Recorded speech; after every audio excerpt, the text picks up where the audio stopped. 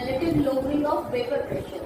जैसे qualitative property का example ले रही हूँ, that is relative lowering of vapor pressure minus PS by P naught equals to क्या x के साथ सिंबल क्या लगेगा? मैं b को एक्सपैंड करूं तो number of moles of b by number of moles of a plus b. हम number of moles of b को डिनोमिनेटर में सावंत नेग्लेक्ट करते हैं. नेग्लेक्ट करने का पर्पस क्या है? Because the solution is very very dilute and NB is very very very very less than number of moles of A. That's why we neglect and the formula becomes NB by NA. अगर इसको मास की form में represent करूं तो WB by MB multiplied by WA by MA. मैंने आपको कहा था the qualitative properties are used to calculate the molecular mass of solute. हम सॉल्यूट का मॉलिक्यूलर मास कैलकुलेट करते हैं. इसमें सॉल्यूट का मॉलिक्यूलर मास सौरभ कौन सा? Which symbol among them represents the molecular mass of solute? MB. हमें ये कैलकुलेट करना है. इसके लिए हमने ये फॉर्मूला लगाया number of moles molecular mass. अगर क्वेश्चन कहता है calculate molecular mass of solute और अगर क्वेश्चन कहता है मोलर मास ऑफ सॉल्यूट तो इसमें डिफरेंस क्या आएगा? मॉलिक्यूलर मास मतलब एक मॉलिक्यूल का, मोलर मास मतलब एक मोल का. एक मोल मतलब 6.022 into 10 power 23. If I am using urea, दोनों केस में वैल्यू तो 60 आएगी. मॉलिक्यूलर मास पूछा है तो यूनिट यू लगाओगे और मोलर मास पूछा है तो यूनिट जी लगाओगे. क्योंकि मोलर मास मतलब एक मोल का, मॉलिक्यूलर मास मतलब एक मॉलिक्यूल का. दोनों वैल्यू सेम है क्योंकि स्टैंडर्ड फॉर्म है, ये रिलेटिव फॉर्म है. मास एब्सोल्यूट फॉर्म नहीं है. ये मतलब भी समझ नहीं आया होगा आपको, कभी बताऊंगी इसका मतलब. अभी फिलहाल ये समझेंगे कि एक मॉलिक्यूल यूनिट में और एक मोल का मास हो तो ग्राम में वैल्यू वही रहती है. ठीक है, समझ लो. अब देखो, मैंने आपको कहा कि जब भी हम कोई लिक्विड लेते हैं उस लिक्विड में जितने पार्टिकल सरफेस पर हैं वो सब वेपर में जाने की टेंडेंसी रखते हैं. वेपर्स जो इस सरफेस पे प्रेशर लगाते हैं उसको हम कहते हैं वेपर प्रेशर. एक बाल्टी में पानी है, उस बाल्टी को स्प्रेड कर दो. बाल्टी की सरफेस कम थी और सरफेस जो नॉर्मल ऐसे स्प्रेड कर दिया उसकी ज्यादा है. ठीक है, कौन सा पानी जल्दी सूख जाएगा? जो फैला दिया आपने. छत पर छिड़का कर देते हैं हम कई बार, वो जो पानी को फैला देते हैं, स्कैटर कर देते हैं. बकेट में सरफेस कम थी, वेपर कम बन रहे थे तो वेपर प्रेशर कम था. एक जब पानी आपने स्कैटर कर दिया, सरफेस बढ़ गई. सरफेस बढ़ने से सरफेस से वेपर बनने ज्यादा लगेंगे, जल्दी जल्दी पानी वेपर में जाएगा और आपको पानी लिक्विड में नजर आना बंद हो जाएगा. मीन्स यही लिक्विड है, प्योर भी है अगर, तो सरफेस पर डिपेंड करता है कि कितना वेपर प्रेशर होगा. More is the surface, more is the vapour pressure. आप एक चाय पीते हो या दूध पीते हो, ग्लास में और कप, ग्लास में और एक सॉसर प्लेट में आप ले लेते हो या एक नॉर्मल कटोरी में आप ले लेते हो, तो दोनों में से कूल डाउन जल्दी कौन होती है? जो कटोरी में. रीजन क्या है? सरफेस ज्यादा है. जो हाई एनर्जी पार्टिकल है वो वेपर में चला गया, एनर्जी कम हो गई, कूल डाउन जल्दी हो जाएगा. तो वेपर प्रेशर सरफेस एरिया पे डिपेंड करता है. सेम प्योर लिक्विड सरफेस अगर मैं चेंज कर दूं तो वेपर प्रेशर दोनों केसेस में डिफरेंट आएगा. इसी लिक्विड के अंदर मैंने आपको 3 केस दिए. The first case non electrolyte. अगर मैं वर्ड यूज करती हूँ नॉन इलेक्ट्रोलाइट, इसका मतलब the substance which do not associate and dissociate, जो ना जुड़ेगा किसी से और ना टूटेगा. जितना पार्टिकल आपने मिक्स किया उतने का उतना ही पार्टिकल रहेगा, इसके नंबर में कोई चेंज नहीं आएगा. मैंने फिलहाल आपको कितनी पार्टिकल शो की है? मैंने आपको काउंट करके तीनों केसेस में 6 पार्टिकल शो की है. मतलब नंबर ऑफ पार्टिकल्स आर 6. जैसे ही मैं मिक्स करती हूँ 6 में से 4 पानी के अंदर और 2 कहां पर आ गई? सरफेस पर. इन 2 ने जगह ले ली किसकी? लिक्विड की. लिक्विड की जगह कम हो गई. पहले यहां सरफेस पर लिक्विड के 20 पार्टिकल थे, अब 18 रह जाएंगे. जितने पार्टिकल कम उतना वेपर कम और वेपर प्रेशर भी क्या हो जाएगा? कम हो जाएगा. अब इन 2 पार्टिकल की कॉरेस्पॉन्डिंग वेपर प्रेशर जो कम हुआ हम बैरोमीटर लगा के मेजर कर लेते हैं भाई, जब मिक्सिंग नहीं हुई थी तो प्रेशर कितना है, और मिक्सिंग हो जाए तो प्रेशर कितना है, वो हमने बैरोमीटर से नाप लिया। ठीक है, हम ये सारा सब काम हम नहीं करना चाहते, हमें एक्सपेरिमेंट नहीं करना, तो उसके लिए एक फॉर्मूला दिया रहा उसने कि आप ये सब नहीं चेंज करके देखना चाहते तो आप सीधा सीधा देखो कितनी पार्टिकल मिक्स किए। ठीक है, प्योर लिक्विड जो भी होगा, गूगल पे उसका वेपर प्रेशर मिल जाता है आपको कि कितना है। ठीक है, आप पीएस वैल्यू बिना एक्सपेरिमेंट किए कैलकुलेट भी कर सकते हो। ठीक है, समझ गए ना? वो कम आएगा, उस कम को हम क्या कहते हैं, relative lowering of vapour pressure. अब समझने का फेर, मैंने कहा सरफेस पर जितना पार्टिकल सरफेस पर जितना पार्टिकल ऊपर उतने वेपर, सॉलिड की वजह से वेपर ऊपर कम हो गए तो वेपर प्रेशर कम हो गया। ठीक है, अब ये कौन सा सॉलिड है इस पे डिपेंड नहीं कर रहा, किस बात पे डिपेंड कर रहा है कि सरफेस एरिया पे, सरफेस पर लिक्विड कितना है उतना वेपर बनेगा, जितना सॉलिड जगह ले लेगा उतना लिक्विड कम लेगा, और जितना लिक्विड कम लेगा वेपर प्रेशर उतना कम हो जाएगा। बात समझ आ गई है? इसको ये फर्क नहीं है कि यूरिया है, शुगर है, ग्लूकोज है, क्या है, इसको सिर्फ ये मतलब है 20 पार्टिकल थे लिक्विड के, शुरू में 18 रह गए, 2 पार्टिकल किसी भी चीज के होंगे, लिक्विड के 18 पार्टिकल रह जाएंगे। हर उस केस में वेपर प्रेशर जो आएगा वो सेम आएगा। अगर सरफेस पे 2 पार्टिकल यूरिया के हैं तब भी वही चेंज आएगा, 2 पार्टिकल शुगर के हैं तब भी वही चेंज आएगा। सरफेस एरिया पे डिपेंड करता है, सब्सटेंस कौन सा है उस पर डिपेंड नहीं करना। तो ऐसी किसी भी चीज की वैल्यू जो पार्टिकल के नंबर पे डिपेंड कर रही है, पार्टिकल कौन सा है इस पर डिपेंड नहीं कर रही, ऐसी वैल्यू, ये भी वैल्यू है भाई, कितना घट गया प्रेशर सॉलिड मिलाने पर, वैल्यू है ना, ये कितना घट गया, इसकी वैल्यू किस बात पे डिपेंड कर रही है? आगे जो आप उसे पूछ रहे थे क्वालिटेटिव प्रॉपर्टीज, क्या इसकी वैल्यू किस बात पे डिपेंड कर रही है? नंबर पे, नंबर ऑफ पार्टिकल कह लो, मोल्स कह लो। ठीक है, इसमें तो डिपेंड नहीं कर रहा ना कौन सा। अगर 2 पार्टिकल मैंने यहाँ रेड शो किए, किसी भी चीज के 2 होते, लिक्विड 18 रह जाता, हर उस केस में वेपर प्रेशर का चेंज सेम आता। तो it do not depend upon nature, it depends upon number. आपने लास्ट ईयर थर्मोडायनेमिक्स में 2 प्रॉपर्टीज पढ़ी थी, intensive and extensive property. The properties that depend upon the substance nature is intrinsic. जैसे boiling point, उसको ये नहीं पता पानी कितना है, उसको ये पता है पानी है तो बॉइलिंग पॉइंट कितना होगा 100। आप कभी पानी देखकर चेक करते हो कि कितना पानी लिया है? नहीं करते, आप हमेशा बॉइलिंग पॉइंट कितना बोलते हो 100। बर्फ देखकर कभी कहते हो कि कितनी बर्फ है, फिर बताओगे फ्रीजिंग पॉइंट? नहीं कहते। इसका फ्रीजिंग पॉइंट आप कितना बताते हो? हमेशा 0। It is an intensive property. इसको इस बात से फर्क नहीं पड़ता कि कौन सी चीज है, इसको इस बात से फर्क पड़ता है कितनी है। तो this value depends upon number of particle. जितने पार्टिकल बढ़ेंगे सरफेस पर उतना ये वैल्यू ज्यादा शो करेगा, उतना घटता जाएगा, और जितना पार्टिकल कम होगा उतनी लोडिंग भी कम आएगी, उतना कम घटेगा। बात समझ आ गई?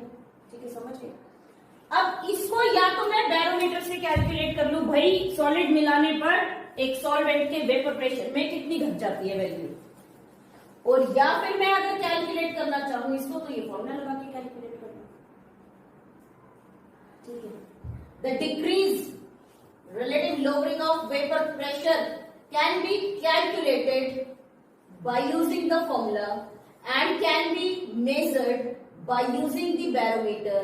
मेजर्ड वैल्यू को हम कहते हैं एक्सपेरिमेंटल वैल्यू, और फॉर्मूले हम बनाते इसलिए हैं कि भाई बैरोमीटर को इजीली एक्सेस करना सबकी बस की बात नहीं है, वो तो लैब में जाएंगे, इतना काम तो पूरा खिलाएंगे, जब जाके काम होएगा। इससे बेटर है कि आप उसके फॉर्मूले निकालो, आपको घर बैठे जहां पे बैठे हो, आप कहीं किसी टाइम आपके पास कंडीशन है नहीं है, आप उसको कैलकुलेट कर सकते हो। लेकिन कैलकुलेट करने का फायदा तब है कि जब एक्सपेरिमेंट भी वही वैल्यू दे और आपका फॉर्मूला भी वही वैल्यू दे, तब हम फॉर्मूले लगा सकते हैं। मान लो एक्सपेरिमेंट कह रहा है कि 2 mm प्रेशर कम होएगा और फॉर्मूला कह रहा है 4 mm प्रेशर कम होएगा, तो क्या फॉर्मूले का फायदा है? फॉर्मूला तो किस लिए लगाया था आपने कि आपको क्या ना करना पड़े एक्सपेरिमेंट पर, ये थोड़ी कि कोई भी वैल्यू आ जाए। बात समझ आ गई है वाली? मैंने एक नॉन इलेक्ट्रोलाइट की जगह एक इलेक्ट्रोलाइट लिया, मैंने यहाँ 2 वर्ड लिखे, मैंने लिखा इलेक्ट्रोलाइट, मैंने लिखा स्ट्रॉन्ग इलेक्ट्रोलाइट। मतलब एक ऐसा इलेक्ट्रोलाइट का मतलब होता है the substance that dissociates in its required solvent. Required मतलब जिसमें इसका फोर्स मैच करेगा। ये नहीं कि नमक को आप ऑर्गेनिक सॉल्वेंट में पेट्रोल में मिला दो और आप पेट्रोल में सोचो कि हाँ ये तो डिसोसिएट करेगा। नहीं, नमक डिसोसिएट करेगा पानी में। When any ion, when any substance dissociates, टूट जाता है कोई पार्टिकल, तब हम उसको इलेक्ट्रोलाइट कहते हैं। ठीक है। स्ट्रॉन्ग वर्ड डिनोट्स कि जितना लिया है सारा टूट गया। वीक वर्ड डिनोट्स कि जितना लिया है वो सारा ब्रेक नहीं कर रहा।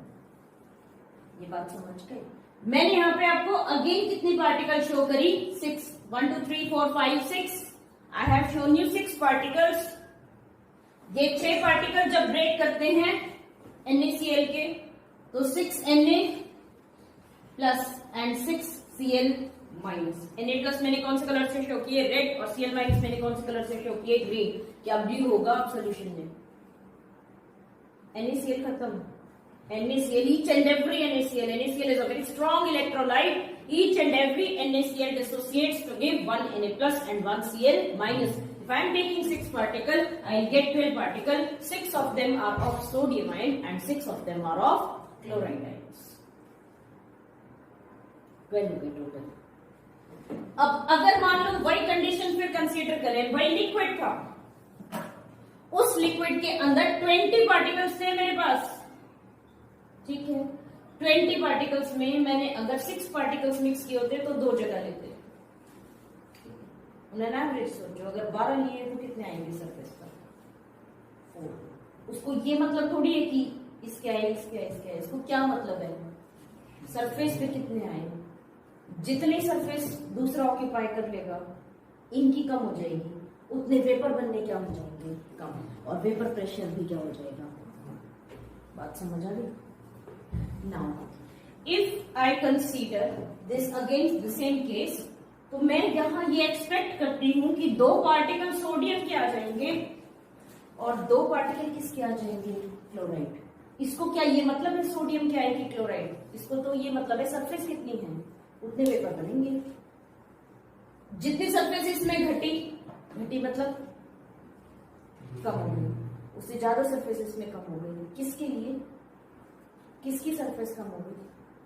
सॉल्वेंट की, लिक्विड की। पहले पूरी सरफेस पे लिक्विड था, अब उतनी सरफेस पे यूरिया है, अब उतनी सरफेस पे सोडियम भी है और क्लोराइड भी है।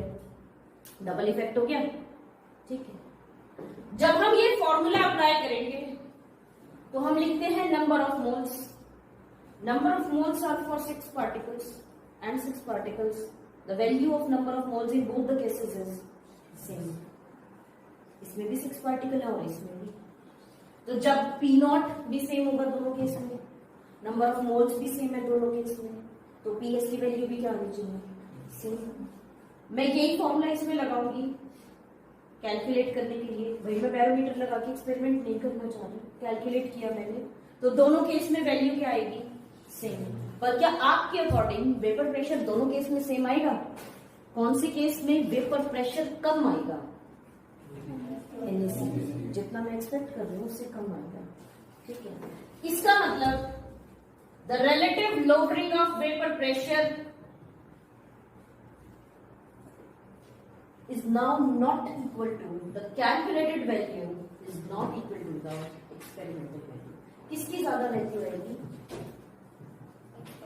एक्सपेरिमेंटल ज्यादा आएगी। एक्सपेरिमेंटल इस बात पे डिपेंड करती है कितने पार्टिकल है, और कैलकुलेटेड इस बात पे डिपेंड कर रही है कि कितना मिक्स किया है।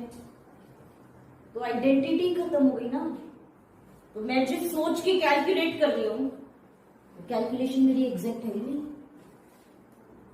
बात समझ गई यहां तक? तो एक्सपेरिमेंटल और कैलकुलेटेड जब मैच ही नहीं करेगा तो क्या इन फॉर्मूले का कोई फायदा है? फॉर्मूले तो इसलिए लगाए कि बैरोमीटर ना लगाना पड़े, पर बैरोमीटर से वैल्यू ही मैच नहीं करेगी तो मुझे अप्लाई करना पड़ेगा।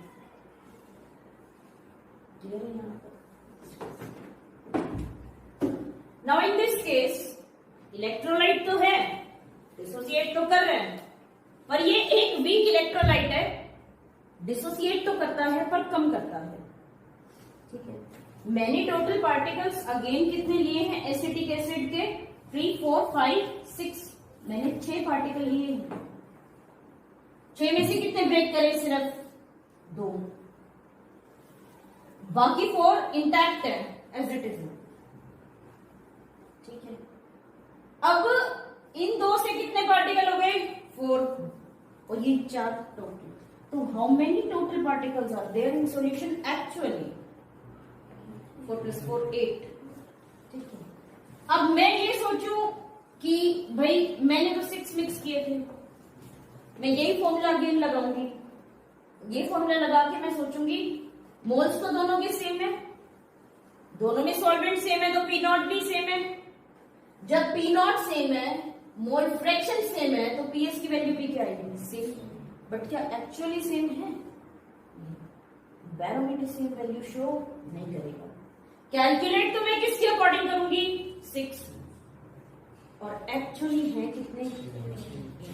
फिर मैं सोचूं कि अच्छा ये तो ब्रेक हो गए होंगे, तो 6 के 12 पार्टिकल हो गए होंगे, वैल्यू डबल आएगी, तो वैल्यू डबल भी नहीं आएगी ना, उतनी रहेगी वैल्यू ना डबल होगी। अब वैल्यू बीच में आएगी, समझ? इसकी तो एक्सपेरिमेंटल वैल्यू एग्जैक्टली डबल आएगी कैलकुलेटर से। फिर भी मेरे को सोच रही थी यानी से पूरा टूट जाता है, डबल पार्टिकल हो जाते हैं, तो जितना मैंने निकाला है ना आंसर, उससे डबल आएगा। मेरा आंसर अगर 4 आ रहा है तो एक्सपेरिमेंटली कितना आएगा? 8। क्लियर पता चलेगा। अगर मैं कहती हूँ कि BCl2 वीक है, मैं अगर कहती हूँ कि सपोज KCl एक सब्सटेंस है, ये भी एक स्ट्रॉन्ग इलेक्ट्रोलाइट है, जितनी भी वैल्यू मैं कैलकुलेट करके निकालूंगी एक्सपेरिमेंटली उससे डबल आएगी। और इसमें तो मैं ये भी नहीं कह सकती कि डबल आएगी, आएगी तो ज्यादा, पर ना इतनी आएगी ना डबल आएगी, बीच में कहीं आएगी।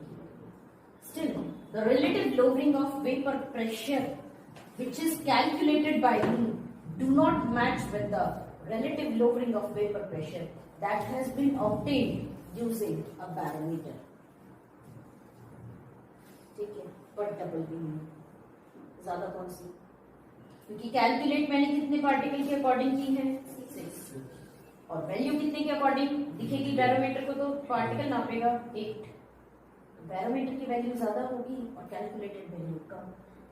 हमारी कैलकुलेटेड एक्सपेरिमेंटल से मैच करनी चाहिए कि एक्सपेरिमेंटल कैलकुलेटेड से करेंगे? Calculated should match with experimental. हम कैलकुलेट कर इसलिए रहे हैं कि हमें क्या ना करना पड़े, एक्सपेरिमेंटल प्रोसेस को रोकने के लिए हम कैलकुलेशन कर रहे हैं, तो मुझे कैलकुलेटेड वैल्यूज में मैनिपुलेशन करनी पड़ेगी। इसमें अगर नॉन इलेक्ट्रोलाइट लिखा हो, आपने अब तक जितने भी न्यूमेरिकल किए, आपको एक वर्ड मेंशन था नॉन इलेक्ट्रोलाइट, या मेंशन था यूरिया, शुगर, ग्लूकोज, कोई भी ऑर्गेनिक कंपाउंड हो, वहां से आपको आइडिया लगेगा कि जो मैं फॉर्मूला लगा रहा हूँ वो फॉर्मूला मेरा ठीक लग रहा है।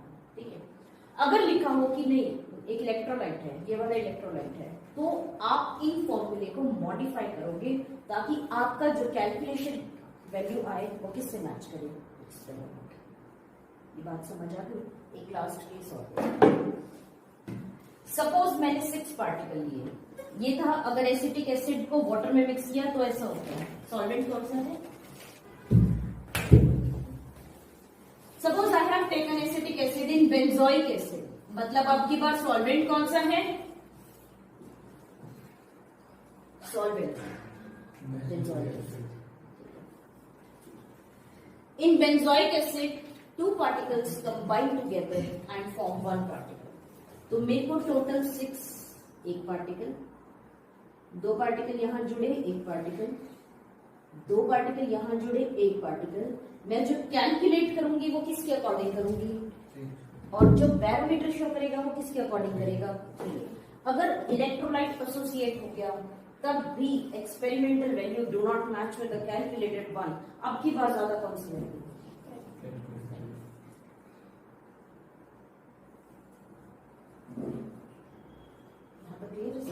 कॉन्सेप्ट समझ आ गया क्या है? अब जो आगे पढ़ेंगे। Now next is the modification factor called, ये आई, जैसे आप मैथ्स में एक्स लिख देते हो ना, कि कोई भी अननोन वैल्यू है तो आप एक्स लिख देते हो। I is that value which is applied in the formula in such a manner that the calculated value matches with the experimental value। इसको कहते हैं bottom factor.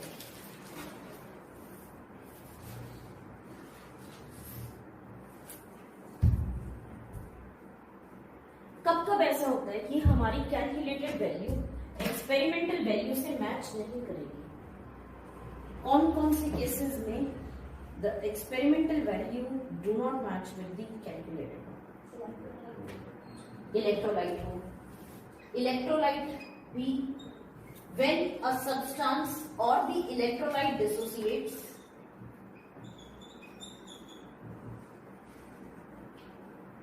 when an electrolyte dissociates, and third case when the solution is concentrated। हम बार बार denominator में से NB को neglect कर देते हैं ये कह के कि भाई सॉल्यूशन बहुत डाइल्यूट है। ठीक है, डाइल्यूट क्यों लिया?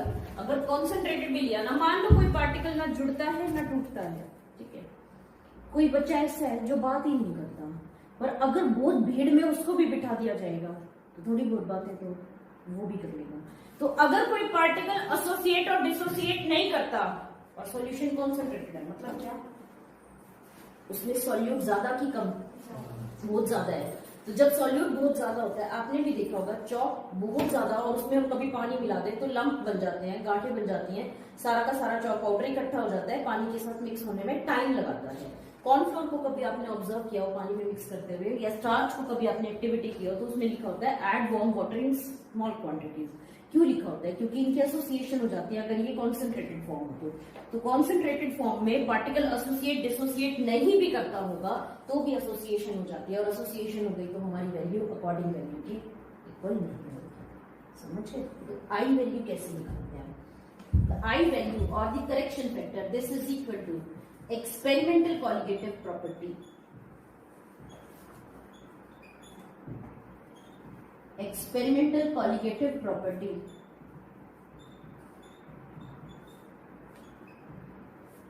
by calculated colligative property।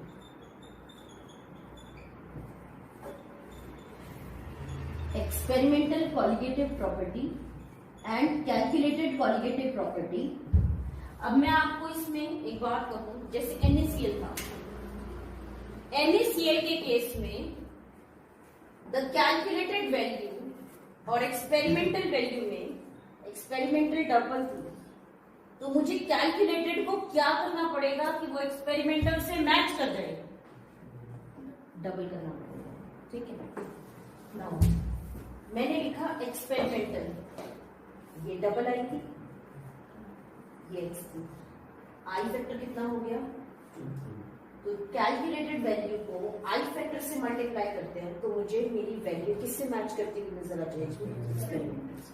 समझ आ गया कैसे? आपको मैंने NaCl का एग्जांपल दिया कि NaCl में कैलकुलेटेड से डबल है एक्सपेरिमेंटल, इसका मतलब कैलकुलेटेड को अगर 2 से मल्टीप्लाई कर दूंगी तो वैल्यू मैच कर जाएगी। यहाँ तो क्लियर कट आपको पता चल गया भाई 2 से मल्टीप्लाई कर दो वैल्यू मैच कर जाएगी। हर केस में तो नहीं पता चलेगा ना। अब यहाँ पे NaCl में अप्लाई करो, NaCl में अगर कॉलिगेटिव कैलकुलेटेड x थी तो एक्सपेरिमेंटल कितनी थी? 2x। आई फैक्टर कितना हुआ? 2। इस आई फैक्टर से मैं फॉर्मूले को मल्टीप्लाई करती हूँ, मतलब मैं किससे मल्टीप्लाई करूंगी? 2 और 2 से मल्टीप्लाई करती NaCl के केस में the calculated value will match with experimental. Correction factor कैसे है समझ आ गया? अप्लाई करेंगे फॉर्मूले पे, तो relative lowering of vapour pressure in case of a non electrolyte, the relative lowering of vapor pressure P naught minus Ps by P naught equals to mole fraction of solute. Likewise, lowering of vapor pressure से आता है boiling point. The change in boiling point is equal to Kb into molality. Change in the freezing point is equal to Kf into molality. And osmotic pressure is equal to N by V RT, where N by V can be written as C. C stands for molarity, number of moles per unit volume. Concentration भी लिखा हो तो molarity से ही माना जाता है। ठीक है, अगर मेरे पास नॉन इलेक्ट्रोलाइट नहीं थे, मेरे पास इलेक्ट्रोलाइट थे, मेरे ये फॉर्मूले नहीं थे, अप्लाई ही नहीं हो पा रहे थे, तो फिर in case of the electrolyte the formula is now modified. फॉर्मूले को मॉडिफाई कैसे करें? किससे मल्टीप्लाई कर देंगे? P not minus PS by P not, ये वैल्यू मुझे निकालनी है, ये वैल्यू मुझे निकालनी है जो मेरे को बैरोमीटर भी दे रहा है। इस वैल्यू को निकालने के लिए किससे यूज किया? x2। ठीक नहीं आ रहा था तो x2 को किससे मल्टीप्लाई कर देंगे? This is now the multiplication factor. NaCl में 2 आया था ना, 2 से मल्टीप्लाई करते 2 into x2, the calculated value will now match with experimental value. Delta TB is equal to, ये है वैल्यू जो हम निकाल रहे हैं। भाई बॉइलिंग पॉइंट कितना बदला, ये मुझे थर्मोमीटर से भी मिल सकता है और यहाँ से भी मिल सकता है, पर अगर यहाँ गलत आ रहा है तो फिर जो फॉर्मूला मैंने लिखा Kb into m, उसको किससे मल्टीप्लाई करना पड़ेगा, I is the correction factor water. Now delta TF is also equal to I into Kf into molality. Pi value is equal to I into C into R into T. चलो फॉर्मूले समझ आ गई, correction कैसे की है। हम जो इन properties को यूज करते हैं वो यूज करते हैं किसी का भी मॉलिक्यूलर मास कैलकुलेट करने के लिए। Now these properties are used by us to calculate molecular mass. P naught minus PS by P naught equals to WB by MB into WA by MA। ठीक है, हम इसको यूज कौन से factor को कैलकुलेट करने के लिए करते हैं, MB। ये है वैल्यू जो हम निकाल रहे हैं, ठीक है, ये है जो हमने निकालना है इस वैल्यू से। This qualitative property is inversely proportional to the molecular mass। ठीक है, अब इसमें देखो डेल्टा TB, ये कॉलिगेटिव प्रॉपर्टी है ना, बॉइलिंग पॉइंट किस पे डिपेंड कर रहा है, कितना चेंज आएगा, जितने पार्टिकल सॉल्यूट के होंगे उतना चेंज आएगा। तो change in the boiling point depends upon the number of particle added. This is the colligative property.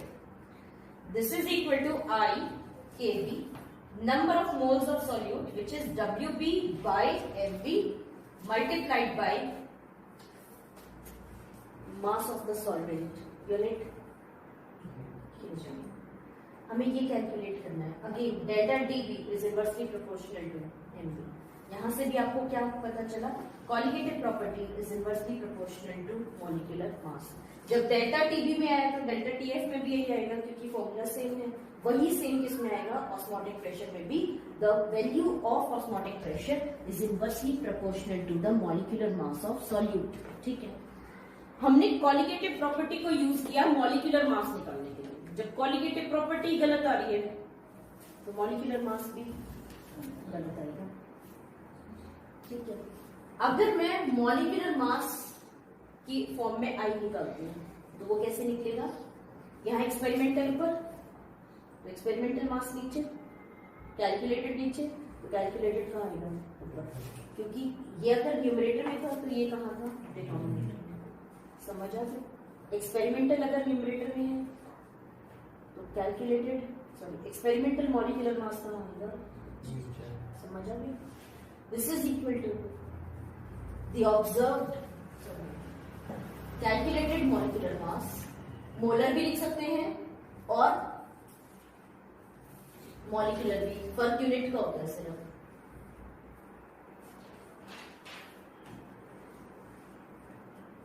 Molar mass और molecular mass by experimental molar mass और molecular mass.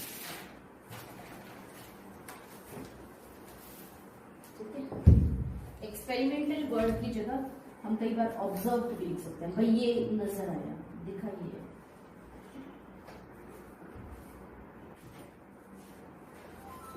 Value of I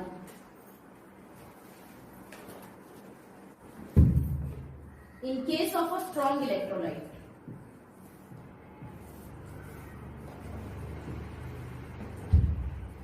NaCl में experimental value और calculated में experimental कितना times थी, तो सीधा सीधा I वैल्यू 2 आ गई थी ना मेरे पास। अगर मैं कहती हूँ calcium chloride is also a strong electrolyte, होता नहीं है, तो वैल्यू कितनी आएगी, 3। एक कैल्शियम और 2 क्लोरीन, टोटल कितने हो गए, 3। कैलकुलेटेड तो नॉर्मल 1 के हिसाब से आएगी और एक्सपेरिमेंटल कितने हिसाब से आएगी, 3। ये 1 के हिसाब से और ये 3 के हिसाब से, तो वैल्यू कितनी आ गई, 3। अगर स्ट्रॉन्ग इलेक्ट्रोलाइट है तो बस ये देखो आयंस कितने बनते हैं, जितने आयंस बनते होंगे उतनी वैल्यू किसकी हो जाएगी, आयरन। ठीक है, सपोज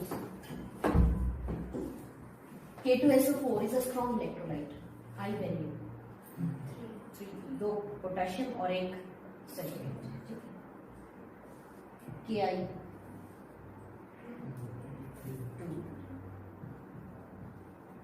Na3PO4 4, K3, अगर ऐसे लिखा आ जाए FeCN6, ये वाली क्वांटिटी ब्रेक टोटल कितने हो गए 4, 3 और 1, टोटल कितने हो गए 4।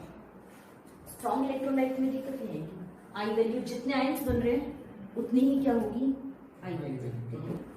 अगर तो इलेक्ट्रोलाइट वीक है और डिसोसिएट करती है, एसोसिएट भी कर सकती है और डिसोसिएट भी, फिर हमें आई निकालनी पड़ती है। देखो कैसे निकालते हैं। हैव अ सॉल्यूट ए और ये 1 मोल है, मेरे हिसाब से तो 1 ही रहना चाहिए, but inside the water it dissociates into, suppose, N1 moles of Y and N2 moles of Z. N1 plus N2, ये भी अननोन है, ये भी अननोन है, तो इसकी एडिशन भी अननोन होगी। हम N कंसिडर कर लें, भाई डिसोसिएट होने से पहले कुल मिलाकर पार्टिकल 1 था और डिसोसिएट होने के बाद कुल मिलाकर पार्टिकल कितना है N, क्योंकि प्रॉपर्टी इस बात पे डिपेंड नहीं कर रही y कितने और z कितने हैं, प्रॉपर्टी इस बात पे डिपेंड कर रही है कि टोटल नंबर ऑफ पार्टिकल पानी में या लिक्विड में कितने हैं। ठीक है, तो मैंने इन सब में इनको छोड़ के नंबर ऑफ पार्टिकल्स को ऐड कर लिया, भाई टोटल पार्टिकल्स पानी में मिक्स करने के बाद कितने हैं n। वैसे हमने कितने मिक्स किए थे 1, हमने a y और z इग्नोर कर दिया क्योंकि हमें इस बात से मतलब है ही नहीं सब्सटेंस क्या था, हमें इस बात से मतलब है कि नंबर ऑफ पार्टिकल मिक्स करने से पहले कितने थे और मिक्स करने के बाद कितने थे। ठीक है, समझ गए। अच्छा, नाउ अगर ये स्ट्रॉन्ग इलेक्ट्रोलाइट होगा, ठीक है, in case it is a very strong electrolyte, I value is equal to experimental value by calculated. Experimental कितने से आती n और कैलकुलेटेड कितने से आती 1, जितना मिक्स किया है हमें थोड़ी पता कितने बन गए, हमने तो सोचा 1 मिक्स किया, 1 के हिसाब से निकाल दिया। और i किस हिसाब से एक्सपेरिमेंटल n, तो i की वैल्यू यहां से कितनी आ गई n, वही बताया ना मैंने कि देख लो बस कितने पार्टिकल बने, जितने बने होंगे उतने पे ही वैल्यू आ जाएगी। ठीक है, अब देखेंगे वीक, अगर वीक इलेक्ट्रोलाइट 1 तो पूरा डिसोसिएट ही नहीं हुआ, 1 में से कुछ डिसोसिएट होगा और कुछ डिसोसिएट नहीं होगा। Suppose alpha is the degree of dissociation, मतलब एक पार्टिकल में से अल्फा डिसोसिएट होते हैं, डिग्री भी कह सकते हैं, फ्रैक्शन डिसोसिएटेड भी कह सकते हैं। फ्रैक्शन डिसोसिएटेड का क्या मतलब हो गया, एक में से कितना टूटेगा, मैंने एक लिया, अल्फा क्या बता रहा है, एक में से, फ्रैक्शन का मतलब यही होता है ना टोटल 1 में से कितना डिसोसिएट हुआ, तो 1 में से अल्फा डिसोसिएट हो गया, ठीक है, बाकी का डिसोसिएट। जब मैं सॉल्यूशन बनाती हूं तो मैंने उसमें 1 मोल मिक्स किया, सॉल्यूशन में 1 में से अल्फा ब्रेक हो गए, ठीक है, जो अल्फा ब्रेक हुए उससे कुछ ये बना, कुछ ये भी तो बच गया, ठीक है, ये भी है और ये भी है, ठीक है, जो वैल्यू आएगी वो किस बात पे डिपेंड करेगी, कुल मिलाकर सबके जोड़कर पानी में इस टाइम सोल्यूशन में पार्टिकल कितना है, ठीक है, ए का कितना बचा होगा 1 माइनस, एक था अल्फा टूट गया तो कितना बचा 1 माइनस अल्फा, ठीक है, एक मोल से n मोल्स बनते हैं, तो अल्फा से कितने बने होंगे n अल्फा, समझ गए। नंबर ऑफ पार्टिकल्स मिक्स कितने किए थे मैंने, ठीक है, number of particles in the solution में है कितने, क्या 1 है, कितने, ए जितना बचा, कितना बचा, आपने उसमें पढ़े थे ना 6 में से कितने पार्टिकल टूटे थे 2, 4 तो टूटे हुए के और बाकी 4 बचे हुए के, टोटल कितने हुए थे 8, वही तो केस है भाई। ए में से अल्फा ब्रेक हो गए तो कितने बचे 1 माइनस अल्फा है ये अभी, ठीक है। अच्छा ये तो हो गए ए के बचे हुए, और इनके कितने बने एन अल्फा। एन ज्यादा है कि एन अल्फा ज्यादा है, एन ज्यादा, एन 1 मोल से अल्फा उसके फ्रैक्शन को मल्टीप्लाई, ठीक है। तो प्लस एन अल्फा क्या पार्टिकल जो ब्रेक होकर बने हैं। तो जो मैं कैलकुलेट करूंगी हर्षित वो किस हिसाब से आएगा, the calculated value of colligative property depends on, किस पर डिपेंड कर रही है, जो मैं निकाल रही हूँ वो क्या सोच के निकाल रही हूँ, कितने मिलाए कि कितने हैं मिक्स किए वजन करके, और ये कह देते हैं इतना वजन मिलाया मैंने, निकाल लो मैंने, ठीक है। तो ये तो किस पे डिपेंड कर रही है 1 पे, और जो एक्सपेरिमेंटल आती है मतलब बैरोमीटर से जो वैल्यू आई वो किस पे डिपेंड करेगी कि पार्टिकल है कितने 1 minus alpha plus N alpha. जो हमने वहां पे ऐसे पढ़ा था ना कि 6 पार्टिकल मिक्स किए और लास्ट में कितने थे 4, 6 माइनस 2 जो कि ब्रेक होके बचे प्लस 4 जो कि ब्रेक होकर बने थे, ये वाली बात याद आ गई। हमने फिर कितने पार्टिकल लिए थे 6 की जगह मैंने लिख दिया 1 मोल लिया शुरू में, फिर मैंने कहा 6 में से ना 2 ब्रेक हो गए तो बचे कितने 6 माइनस 2 4, ठीक है। और जो टूट कर बने वो भी कितने बने थे 4, तो टोटल कितने हो गए 8, ठीक है। जो मैं निकाल रही थी वो 1 पे आ रही थी, और जो एक्सपेरिमेंट दिखा रहा था वो किसके हिसाब से दिखा रहा था 8, ठीक है। Now I value is equal to experimental value जो किस पे डिपेंड करती है 1 minus alpha plus N alpha, और बाय कैलकुलेटेड जो किस पे डिपेंड करती है 1। अगर मैं डिपेंड्स हटाकर प्रोपोर्शनैलिटी कांस्टेंट लगाती तो दोनों केस में प्रोपोर्शनैलिटी कांस्टेंट क्या आता सेम, फिर यहाँ कट जाता। तो जिस पे डिपेंड करते हैं हम डायरेक्ट भी लिख सकते हैं। I value equals to 1 minus alpha plus N alpha, या फिर हम लिख सकते हैं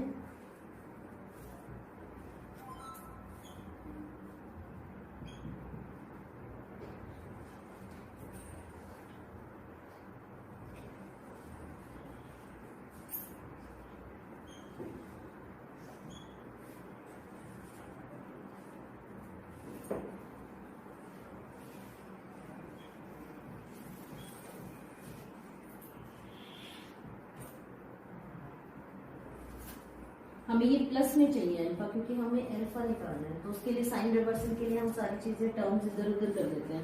टर्म्स इधर उधर करेंगे तो अल्फा 1 प्लस एन, और यहाँ पे क्या आ जाएगा 1 माइनस आई, यहाँ से अल्फा कैसे निकलेगा 1 माइनस आई प्लस। अगर हमें अल्फा पता है तो हम आई कैलकुलेट कर सकते हैं। फिर उस केस में अगर इलेक्ट्रोलाइट वीक हुआ तो आपको अल्फा की वैल्यू बताई जाएगी कि भाई इतना टूटता है, वहां से आई निकलेगा, आई से फॉर्म समझ के करेक्शन फैक्टर क्लियर।